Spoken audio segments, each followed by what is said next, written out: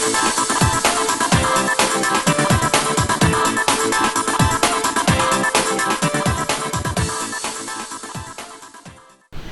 साथियों, स्वागत है आप सभी का इस मंच पर। और मैं समसामयिकी से जुड़े हुए 10 प्रश्नों की श्रृंखला के साथ फिर से हाजिर हूं।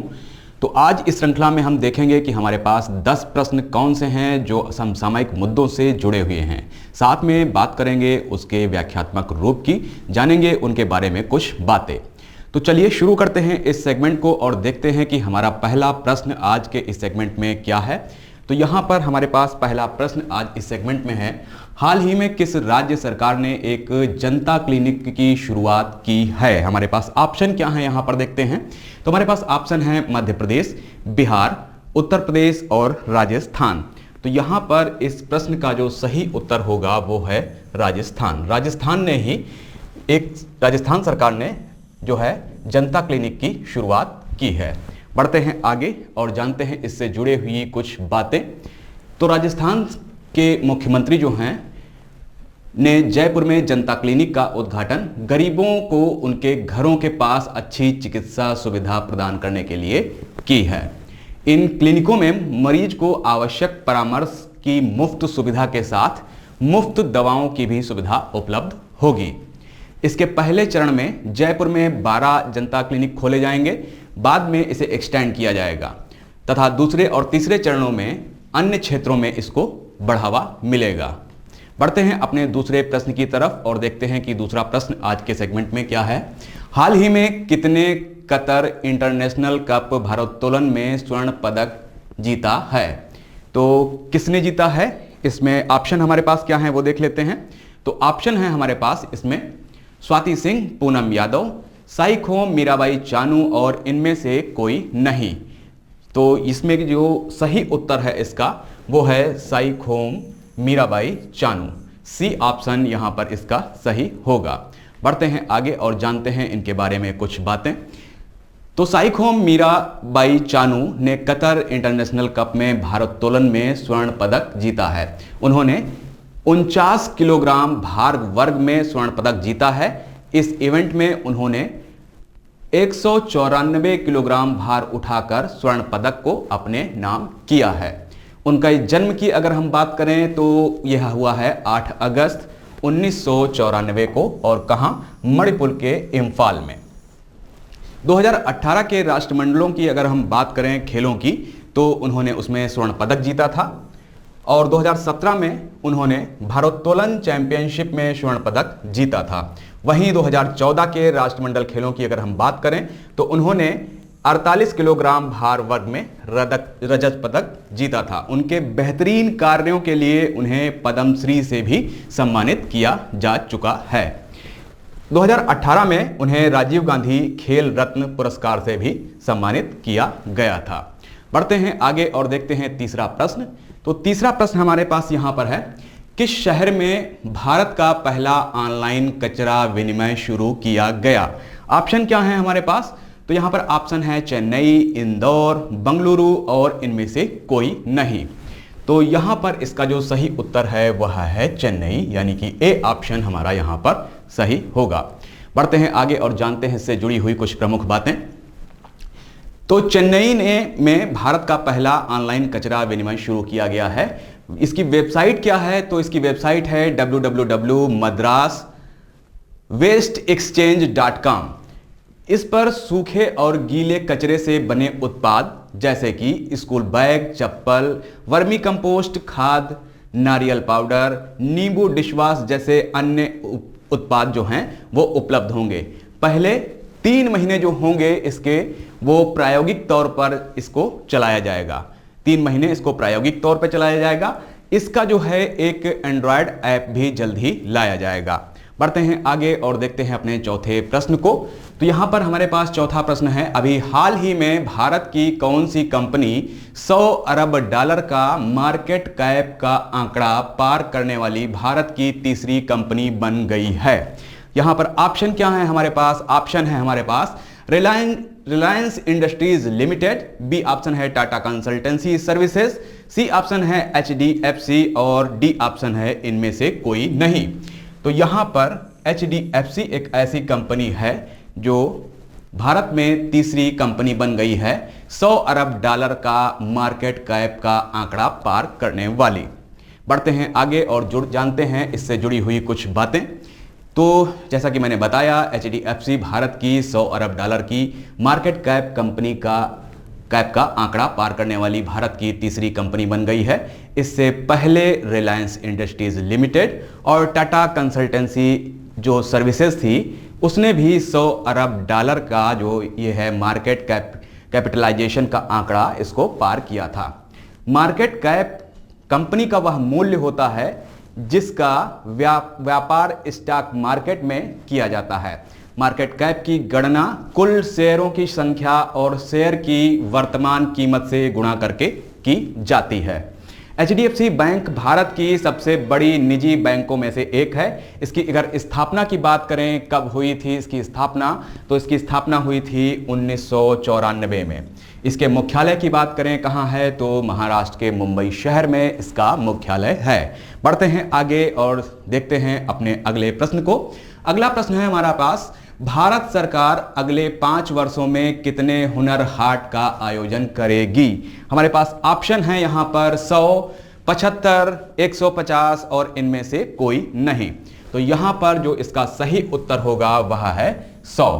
तो जो है भारत सरकार अगले 5 वर्षों में 100 हुनर हाटों का जो है वो आयोजन करेगी। बढ़ते हैं आगे और जानते हैं इससे जुड़ी हुई कुछ बातें। भारत सरकार अगले 5 वर्षों में 100 हुनर हाट का आयोजन करेगी। हुनर हाट का आयोजन केंद्रीय अल्पसंख्यक मंत्रालय द्वारा, किसके द्वारा, केंद्रीय अल्पसंख्यक मंत्रालय द्वारा उस्ताद योजना, किसके तहत, किसके अंतर्गत, उस्ताद योजना के तहत किया जाता है। उस्ताद योजना के अगर उद्देश्य की हम बात करें तो इसका उद्देश्य है भारत के अल्पसंख्यक समुदायों की परंपरागत कला तथा शिल्प धरोहर का संरक्षण करना। इसके लिए उनके कौशल में वृद्धि की जाती है तथा उनके उत्पादों को वैश्विक बाजार तक पहुंचाने का प्रयास किया जाता है। बढ़ते हैं आगे और चलते हैं अपने छठे प्रश्न की ओर। इथियोपिया का पहला उपग्रह ETRSS किस देश से लॉन्च किया गया। बढ़ते हैं आगे और देखते हैं हमारे पास ऑप्शन क्या हैं। तो ऑप्शन है हमारे पास चीन, भारत, अमेरिका और इनमें से कोई नहीं। तो यहां पर जो इथियोपिया का ETRSS जो उपग्रह है लॉन्च किया गया है वो चीन के द्वारा लॉन्च किया गया है। तो यहां पर ए ऑप्शन सही है। आइए जानते हैं इनसे जुड़ी हुई कुछ बातें। तो इथियोपिया का पहला उपग्रह जिसका पूरा नाम जो है ETRSS का जो पूरा नाम है इथियोपियन रिमोट सेंसिंग सैटेलाइट, चीन से लॉन्च किया गया है। बढ़ते हैं अगले प्रश्न की तरफ और देखते हैं अपना 7वां प्रश्न। 7वां प्रश्न है, हाल ही में राष्ट्रीय गणित दिवस कब मनाया गया। तो यहां पर हमारे पास ऑप्शन है 20 दिसंबर, 22 दिसंबर, 21 दिसंबर और इनमें से कोई नहीं। तो इसको मनाया गया है 22 दिसंबर को। बढ़ते हैं आगे और जानते हैं इससे जुड़ी हुई कुछ प्रमुख बातें। तो जैसा कि मैंने बताया, राष्ट्रीय गणित दिवस 22 दिसंबर को मनाया गया है। महान भारतीय गणितज्ञ जो थे वो श्रीनिवास रामानुज की जयंती और गणित के क्षेत्र में उनके योगदान को चिन्हित करने के लिए इस राष्ट्रीय गणित दिवस को मनाया जाता है। 2012 की अगर हम बात करें, वर्ष 2012 की, तो 2012 को राष्ट्रीय गणित वर्ष भी घोषित किया गया था। बढ़ते हैं अपने 8वें प्रश्न की तरफ और देखते हैं कि आज के सेगमेंट में 8वां प्रश्न क्या है।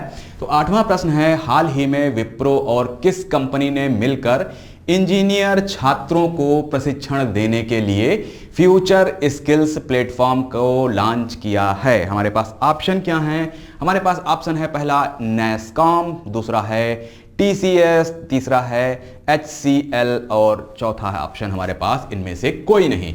तो यहां पर नैसकॉम के साथ इन्होंने जॉइंट वेंचर को शुरू किया है। पढ़ते हैं आगे और जानते हैं इससे जुड़ी हुई कुछ प्रमुख बातें। तो यहां पर विप्रो और नैसकॉम ने मिलकर इंजीनियरिंग छात्रों के लिए प्रशिक्षण देने के लिए फ्यूचर स्किल प्लेटफॉर्म को लॉन्च किया है। इसके अंतर्गत अगर हम बात करें कि कितने लोगों को प्रशिक्षण दिया जाएगा, तो यह प्रशिक्षण दिया जाएगा 10,000 इंजीनियर्स को।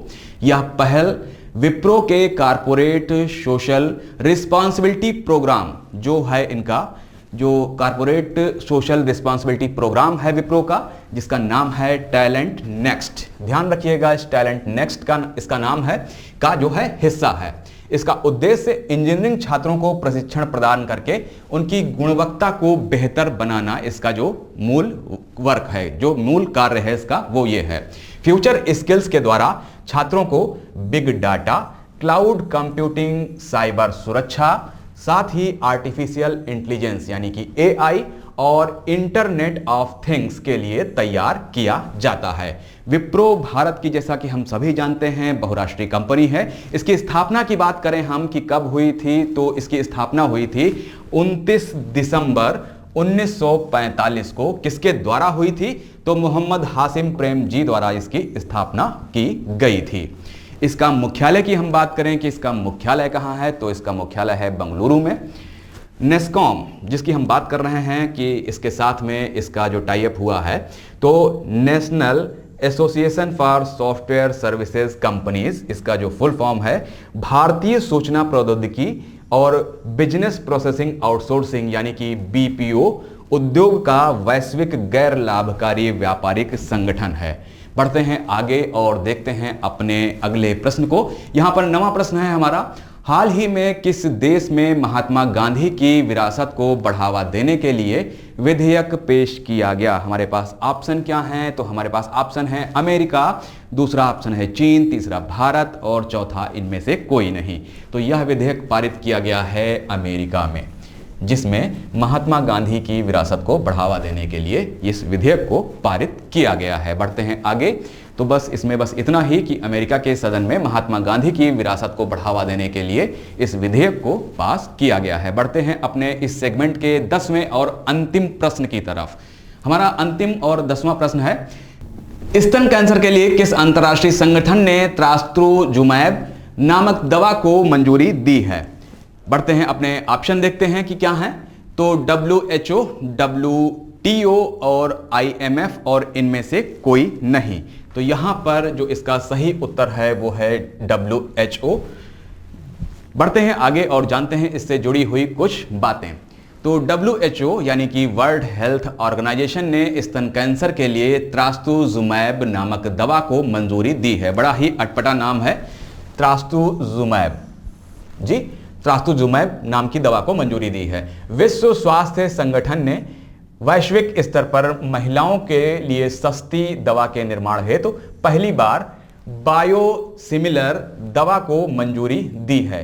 यह दवा रसायनों के बजाय जीवित स्रोतों से प्राप्त होगी। इस दवा की सहायता से स्तन कैंसर के शुरुआती चरण में इसका इलाज किया जा सकेगा। एक और खास बात है कि जो यह है बायोसिमिलर मेडिसिन जो ये बनेगी, वो जो ट्रेडिशनल मेडिसिन हैं उसके मुकाबले लगभग 56% जो है वो सस्ती होगी। तो ये थे हमारे आज के समसामयिक मुद्दों से जुड़े हुए 10 प्रश्न। मिलते हैं कल नए 10 प्रश्नों के साथ, तब तक के लिए नमस्कार, धन्यवाद।